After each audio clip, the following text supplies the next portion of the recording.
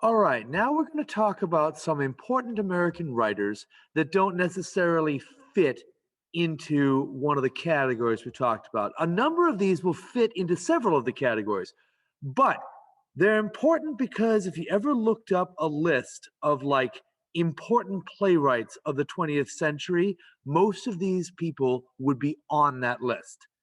And they're all Americans. So I want to make sure that you know about them for that reason. Now, the first one I want you to know about is one that you probably already know about. You probably already are familiar with if you took Theater Arts 1, and that is Lorraine Hansberry.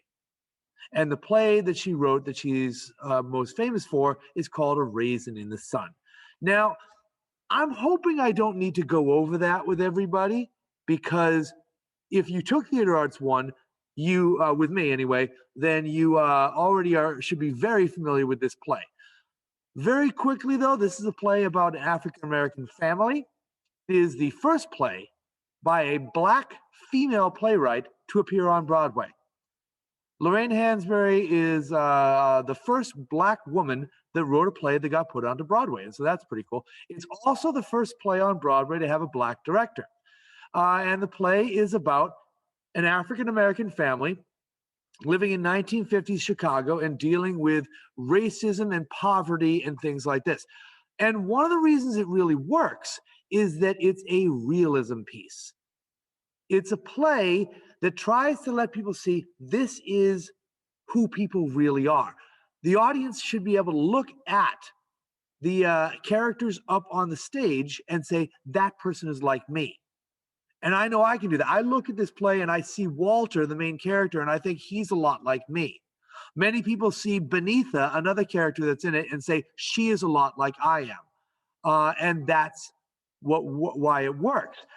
So this play was very important, especially because it showed the mostly white theater audiences what it was like to be Black in America and allowed people to be able to try to understand that African American people weren't that different from us, from the audience, and that was very, very important. There was a guy in the New York Times that said, "A Raisin in the Sun changed American theater forever," and I think that's an important quote because it let us be able to see the other people that live in America and get a sense of what they are like. So that's a very important play. And a very important playwright. Another playwright I want you to know about is a guy named Arthur Miller.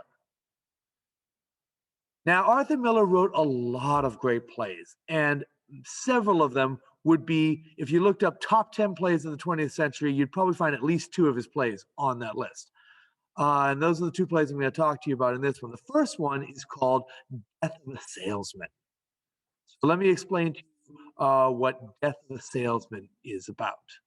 Okay, the main character in Death of a Salesman is the salesman. His name is Willie Loman. And the story is told basically in like as if it's coming out of his brain. It's a very unusual structure of this play. Like most plays, you would start at the beginning and then you'd go to the end.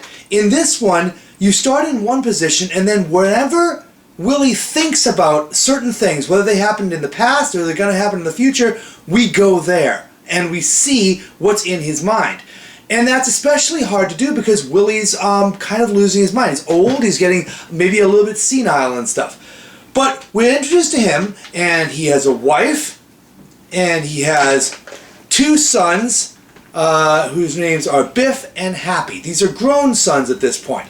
Willie Loman has been a salesman for a long, long time, and he's been working really hard, and it's not really working out so well. He's kind of running out of all of his money, and even though he's worked really hard and he's put in his time, he is now back down to like on commission. He's like almost about to lose his job.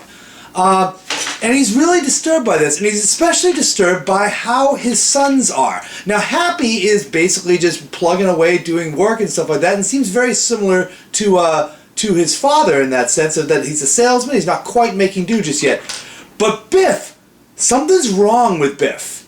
And Willie's very concerned about him because Biff just doesn't seem to be able to be doing anything. Doesn't seem to make it in business or anything like that. He seems like he's just loafing around all the time. For a while, he's been gone and he hasn't been at home. Now he's just come back, but he hasn't made anything of his life. And this is very disturbing to Willie because Biff had a lot going for him. And a lot of times he goes back into his memory and he remembers about when Biff was in high school and he was a football player and everything was going great and wonderful. And all Willie kept thinking about is he's going to be amazing. He's going to be great. He's going to be awesome. And he would tell him that. It's like, oh, son, you are amazing and you're going to be great and wonderful. And then coming back to the present time, it's just not happening. And so he's very, very disturbed by that. He's also disturbed because things just keep on not quite working out how he wants to. And he's very sad and depressed. He's almost a little suicidal. He crashes his car right near the beginning. He almost crashes his car anyway. And his wife mentions to his sons that she thinks that he may have done it on purpose, because he seems like he's getting suicidal, and she's very concerned about him because she loves her husband, but she can tell something's wrong and she doesn't know what to do for him. And so she says to Biff, could you please at least just try? Because I think if you would try to make do, he would feel much better. And Biff says, okay, I'll try. He says to his father, okay, I'm going to go to a friend of mine that I used to work for him back in the day, and he'll give me a job, and we'll see if we can make a deal with him. He says, oh yeah, you go and talk to him and everything will turn out great. And that's what they decide to do. So he goes off to talk to that old... it's a guy that used to be his boss back when he was in high school. And he hasn't seen him in a long, long time. But the way that they talk about it is as if, oh, I'm sure he'll remember you because you impressed him a whole lot and he'll help you out. He'll stake you the money that you need to go into business. And so Willie's very excited about this, thinks everything's going to turn out fine. He goes to his boss because his wife is telling him, you are tired, you are sick, and you really can't keep on going on the road. You've been working there long enough, they ought to give you a job in the city so you don't have to travel so much. And he said, oh, all right, I'll go talk to him. And he goes and he talks to his boss, and you get the sense after watching this that the boss has been enduring him for a while. He has not been doing very well. For a long time, he hasn't been doing well. And the boss basically, when he's trying to tell him, I need to change to have a job in the city, his boss says, well, I don't have the space for you, and in fact, I'm going to fire you now. And he fires him. Now, he's been working there for many, many years. He worked for his father. He remembers when this boss was born. And yet now he's fired him and stuff. And so Willie is just kind of all messed up, and he's not sure what he's going to do. And because now he's lost his job, and he's a very old man. He can't really get another one. He goes to see his sons. His sons were going to take him out to dinner and stuff. And before he comes in, these two start talking to him. And Biff is like, happy. He's like, oh, so you go to see your old boss? Like, yeah. Why were we thinking that I impressed him a whole lot? I didn't impress him. I was just a stock clerk for him. He didn't remember me at all. Of course he's not going to stake me any money. Why were we thinking that I was... Who started this idea that I somehow was impressing him? I was just an everyday person for him.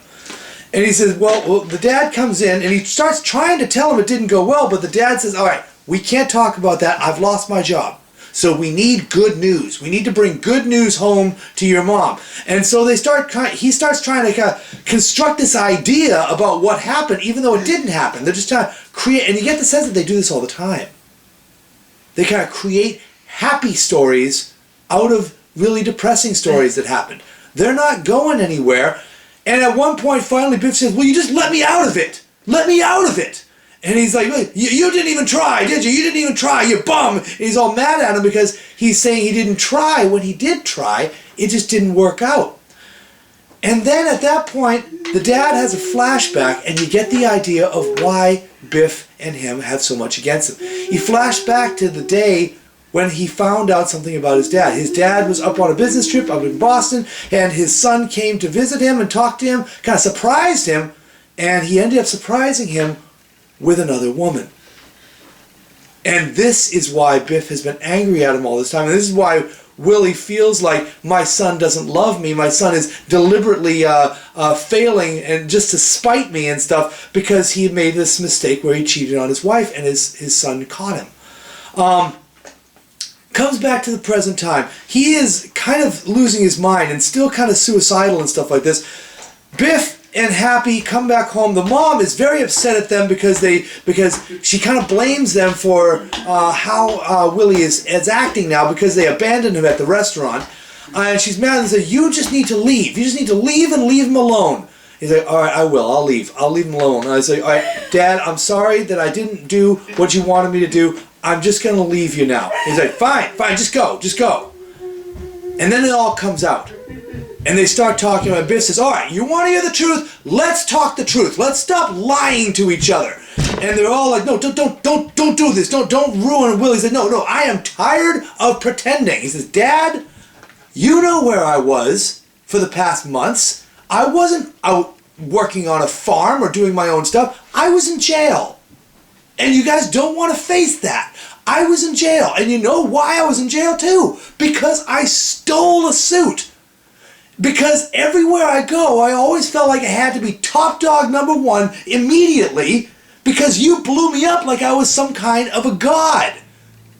This is what happens of you thinking that I'm going to keep on bringing home prizes for you constantly. Look, Dad, I'm just a normal guy. I'm just a normal guy that's going to go out and work and fail and land in the gutter like everybody else is. I am just a normal guy, and so are you. You're not a leader of men, Willie, and neither am I. We're just a dime a dozen." Willie can't hear this. He doesn't even want to hear about it. And instead, he starts thinking in his head about all he needs is money. If my son just had the money, he would be able to stake that for the business he's talking about. And so he gets the idea of getting his life insurance. And then all he needs to do is he needs to die so that his son can have his life insurance. And so off he goes after they're finished talking. He goes off on his car, crashes his car, and commits suicide by crashing his car, thinking that money will then go to Biff and he can then make good with it. At this point, though, Biff has basically said, "I'm not playing that game anymore. I'm not going to keep on pretending I'm something that I'm not." And he kind of, he gets out of that. So the title is actually kind of a funny title because on the one hand, it is about the death of this guy, Willie Loman. He's the salesman and he dies. But a lot of people think it's also about the death of that character, of the salesman that will solve everything inside of Biff. And that character is put away. Anyway, that's Death of a Salesman. So that is Death of a Salesman. Now, Arthur Miller didn't write only Death of a Salesman. If he'd only written Death of a Salesman, we'd still be talking about him. But he wrote some other really amazing plays. And the other one that I want you guys to know about is called The Crucible. Now, if you're very lucky, you might study The Crucible in 11th grade because it's something that is very important to American history. It's about Puritans, but it's also about something else. You see, when he made this was in the middle of what's called the Red Scare that had to do with the McCarthy trials. And so he was using the idea of the Salem witch trials as a metaphor for some other things.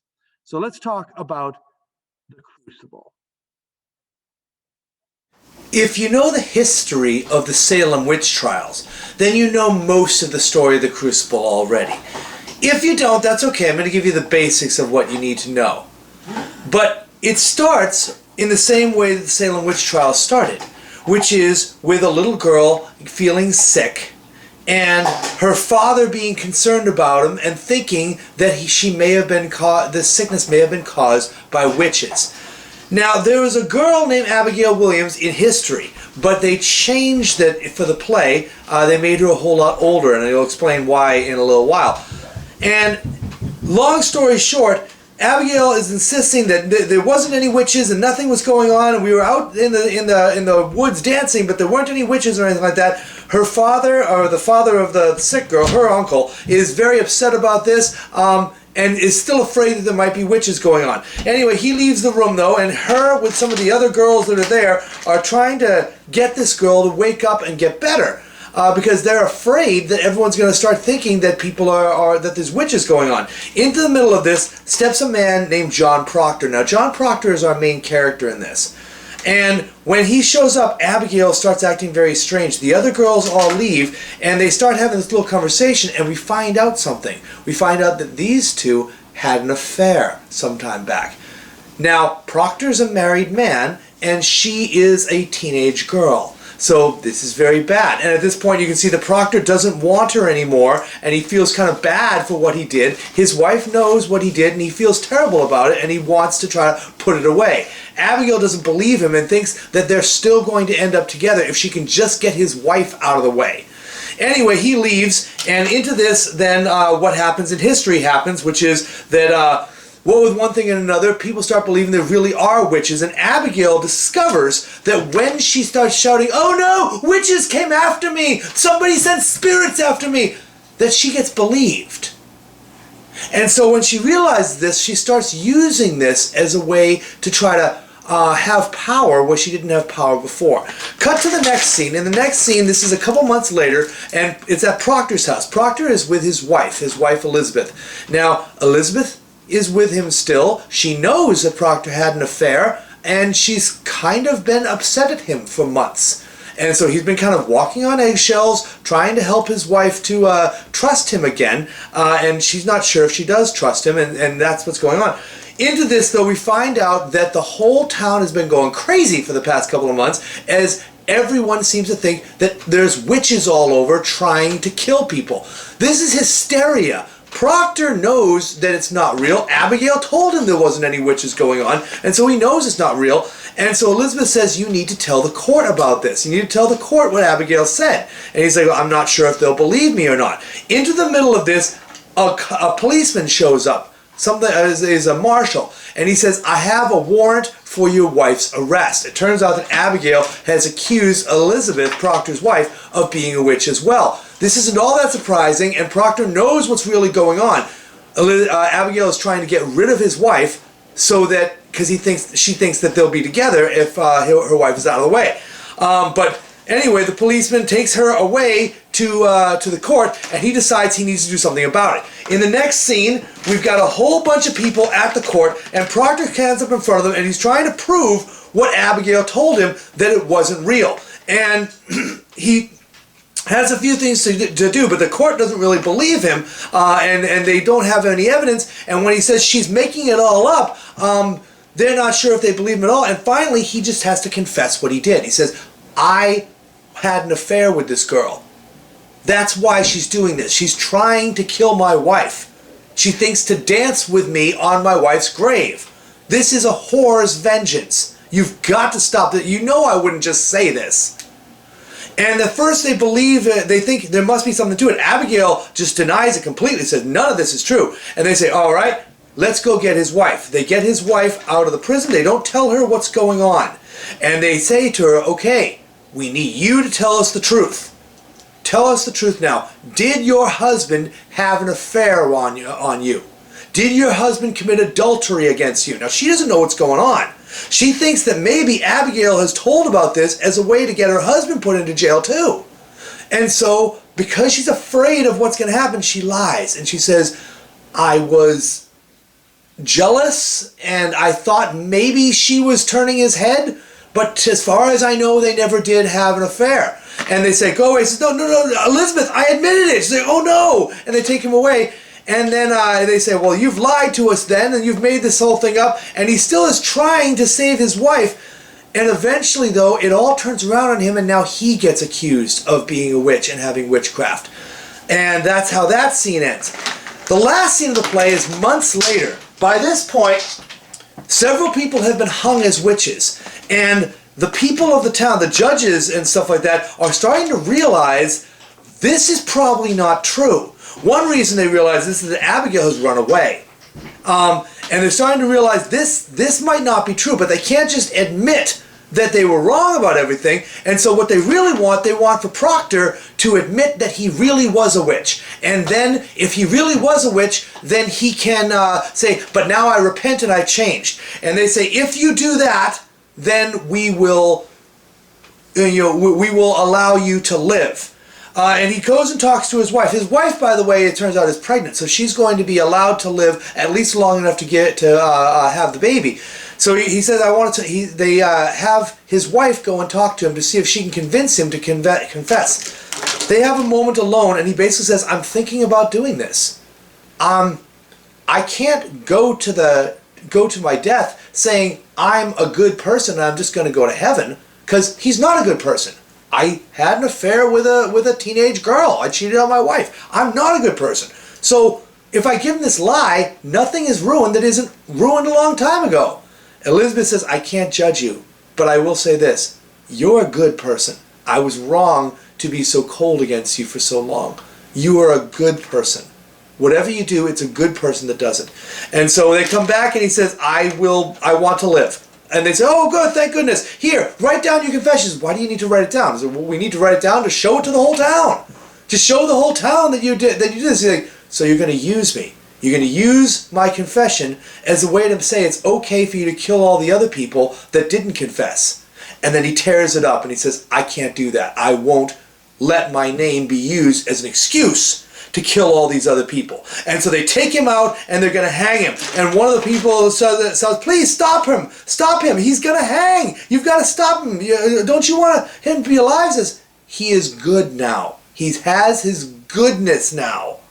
I'm not going to take it from him again. And then you just hear a roll of drums, and then one big thump, and that's the end of the play. And the suggestion is that he was just hung off stage, and that's the Crucible.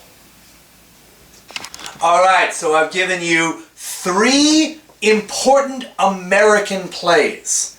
And so I think in the discussion down below, what I'm going to have you do, I want you to reflect a little bit of yourself. What does it mean to be American? So we're talking about A Raisin in the Sun, which talks about what it was to be an African American during this time period. Then we have Death of a Salesman, which is about the American dream in a lot of ways, and about that dream of like making your life work by working hard, and how that didn't work. And then we have The Crucible, which is a piece of American history about the desire to be good and to be known for being good. All of those are about America. So now I want you to do something in the discussion down below. I want you to give me what's called a tableau. Basically, it's like striking a pose. And what I want you to do is just make a pose that for you symbolizes America. When you say America, what do you look like? How do you stand? What look do you have on your face? So that's all you need to do. It doesn't need to be a long video, maybe like 5 seconds, just a short little video with you striking a pose and saying America. Have fun with it. See you later.